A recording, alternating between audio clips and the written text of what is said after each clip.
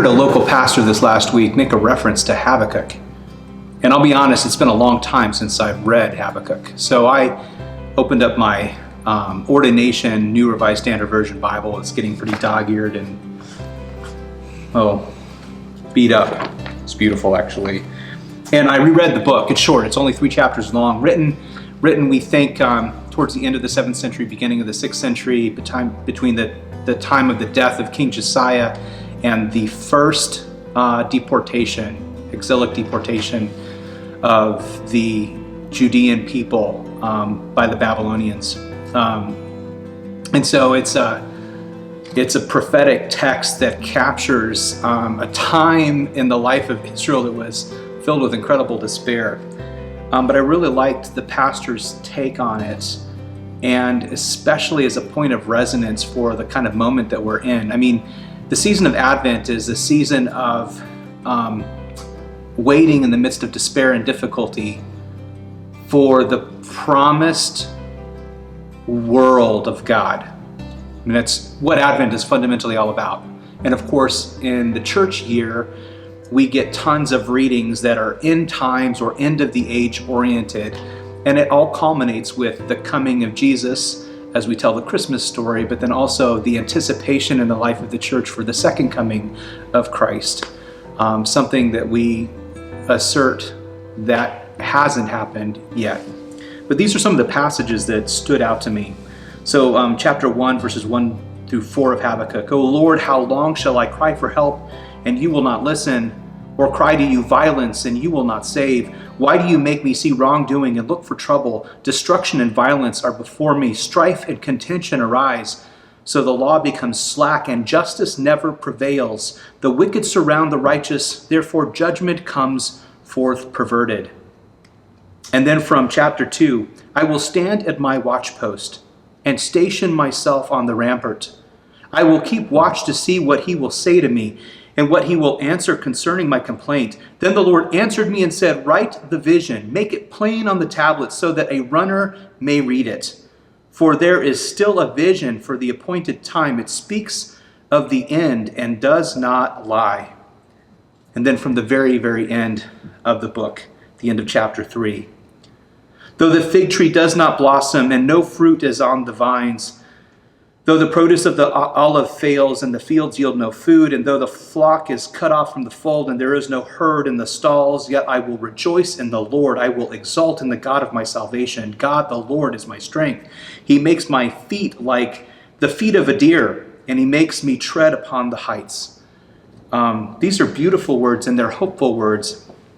And the thing that this pastor teased out that I thought was really, really powerful, because I think it had resonance with the kinds of things that I keep on trying to reiterate in our lives together as a community of faith. And that is, part of how we're going to do during this difficult time is determined by the things that we focus on.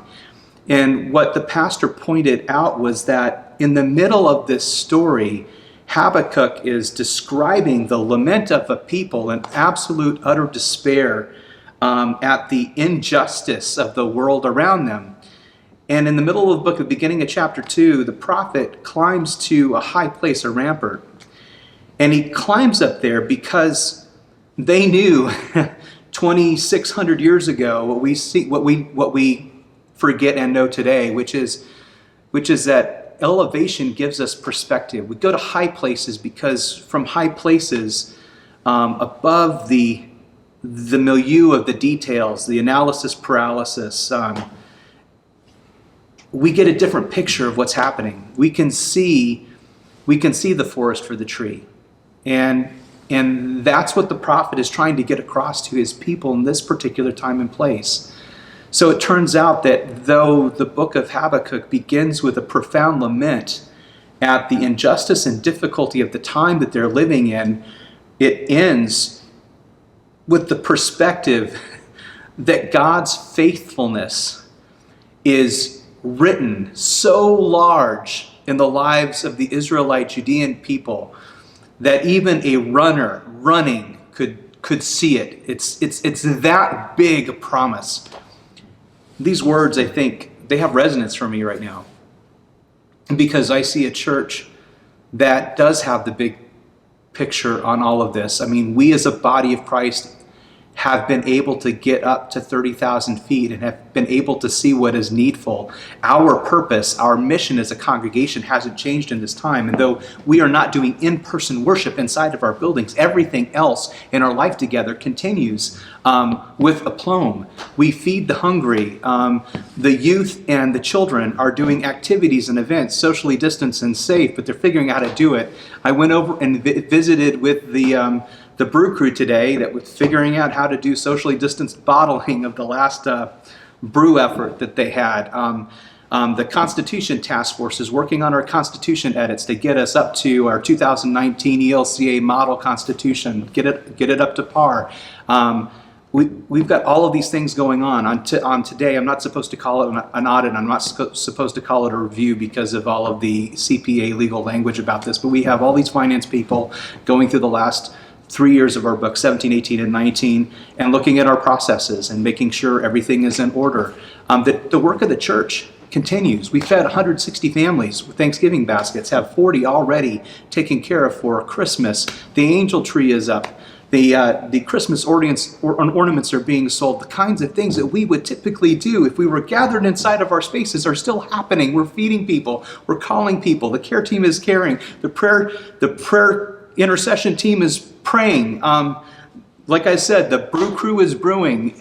The church persists. The mission hasn't changed. Loving God and loving people is still what we're fundamentally about. And COVID cannot change that in any way, shape, or form. And so I know that we, as a body of Christ in this time, go through moments of despair where we're just so frustrated with the inability to do church the way that we're used to, and the inability to go to the stores the way we used to, and the frustration with just having done a Thanksgiving without family gathered together in the ways that we're used to, and anticipating a Christmas that will be the same, that will be devoid of the typical Christmas experience inside of spaces. Although I got to tell you, our Christmas Eve is going to be, even though it's live streamed, it's going to be absolutely gorgeous and wonderful. So there's still stuff to look forward to, and we will still gather as a body of Christ, but it will be in this live stream way, and it's still going to be good and beautiful because we're the church and we're figuring out how to do this, and no bug can stop us from that. And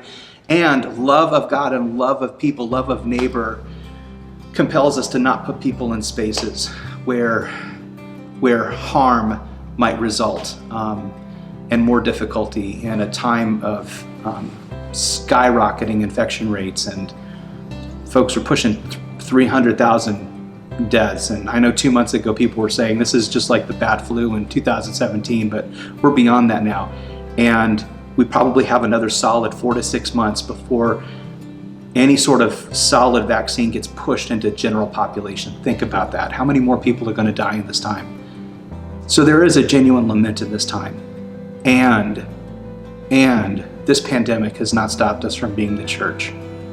So we hear the earnest waiting of the prophets in this time, but we also have the earnest expectation that our waiting can be an active waiting. We will continue to do the things that the people of God do in every time and every place until the kingdom comes, the future comes, the new normal comes, and Christ with it. And we can celebrate in fullness the world as it's supposed to be, not the world as it is.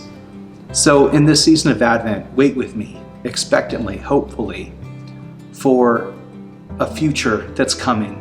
And here, from this perspective, elevated in this space, I can see it. It's just over the horizon. It's dark outside, but dawn is coming. It's coming with the coming of Christ. So wait with me. Blessed Advent, folks. I look forward to seeing you online and around the church when we bump into each other, and in stores when we bump into each other. I love you, and I just want to remind you all, we've got this, and God has us. Peace.